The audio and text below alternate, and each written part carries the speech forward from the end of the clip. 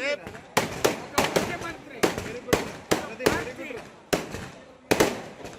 ఇటువంటి పరిపాలన అందిస్తే ఏ విధంగా ప్రజలు బుద్ధి చెప్తారనే దానికి ఇది ఒక నిదర్శనం.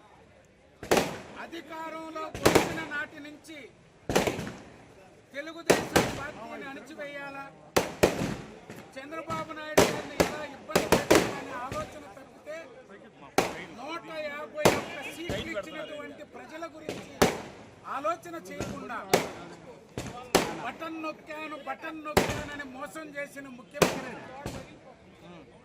ఏ బటన్ నొక్కు పేరుతో, ఏ పేదలు పెత్తందారుల విభజన పేరుతో, కులాల పేరుతో, మతాల పేరుతో రాజకీయ చెలగాటి వాడిన జగన్మోహన్ రెడ్డికి ప్రజలు అమాయకులు కాదు, అవసరమైనప్పుడు దానికో నిదర్శనం. ఇది చంద్రబాబు నాయుడు గారి మీద ఉన్న నమ్మకం. లోకేష్ ఈ రాష్ట్రానికి పాదయాత్ర ద్వారా ప్రజల్లో చైతన్యపరిచినటువంటి తీరు. పవన్ కళ్యాణ్ గారు తెలుగుదేశం పార్టీ అధినాయకుడు చంద్రబాబు నాయుడు గారికి అనేక ఇబ్బందులు ఎదుర్కొంటున్నప్పుడు ఈ ఆంధ్రప్రదేశ్ ప్రజల్ని కాపాడాలంటే చంద్రబాబు నాయుడు గారితో కలిసి పనిచేస్తాను, ఆయన నాయకత్వం అవసరం, ఆయన అనుభవం అవసరం, రాజకీయాలకు అతీతంగా ఎటువంటి ఆలోచన లేకుండా రాష్ట్ర ప్రయోజనాల లక్ష్యంగా పవన్ కళ్యాణ్ గారు చంద్రబాబు నాయుడు ఇచ్చిన పిలుపుకి ప్రజలు స్పందించినటువంటి తీరు.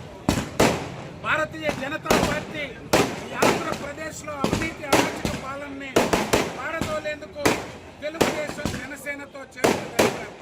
మొత్తంగా ఎన్డీఏ కూటమికి ఈ దేశంలోనే ఎప్పుడూ లేనటువంటి తెలుగుదేశం పార్టీ స్థాపించిన నాటి నుంచి ఏనాడు రానటువంటి విజయం. 101వ జయంతి నందమూరి తారక రామారావు గారి ఈ యొక్క విజయాన్ని అందించి నారా చంద్రబాబు నాయుడు గారికి ఈరోజు కేంద్రంలో, రాష్ట్రంలో ఈ ఆంధ్రప్రదేశ్ని గాడిలో పెట్టేందుకు ఒక అపూర్వ అవకాశం ప్రజలు అందించారు.